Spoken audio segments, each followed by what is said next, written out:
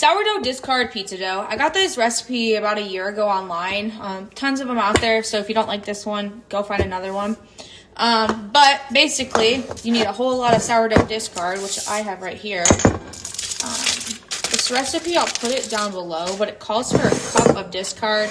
I'm going to make a double batch, so I'm going to be doing 2 cups.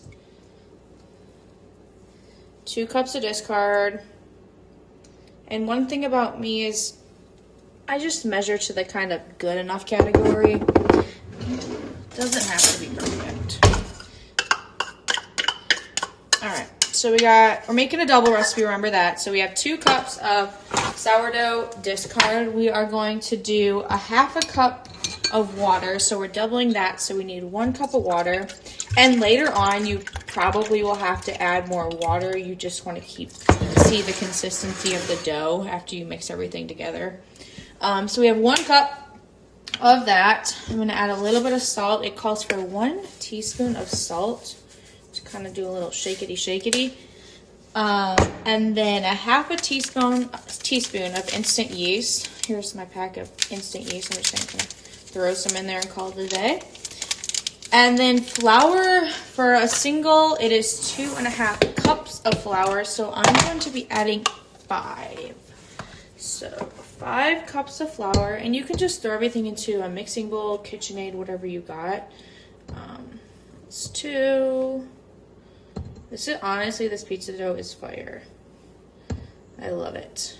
4 and 5. So 5 cups of flour. And then what we're going to do is we're going to sprinkle. You don't have to add any seasonings, but with our pizza dough, my husband and I, we like oregano. So I'm just going to kind of add some oregano in there. And then it is ready to go in the KitchenAid. All right, so I got the sourdough covered on. I'm just going to slowly turn on the mixer and hope the flour doesn't spray everywhere. And you're going to want to keep an eye on it. So this has been mixing for about 2 minutes now. And as you can see, the dough is kind of, there you go. It's kind of dry. So I'm just going to add in, kind of just eyeball some water. Mixing for about 4 minutes. First and foremost, unplug your mixer, please. We don't need no chopped hands, chopped fingers, whatever. I'm going to take it off the cover, and then I'm going to take the bowl out. And right now, this is what it's kind of looking like. So you can see you need to knead it a little bit. So you're going to get your hands in there. You're going to knead it just so everything kind of mixes together. All that extra water you added. If you do a single batch, depending on how big your mixer is, it usually incorporates pretty well.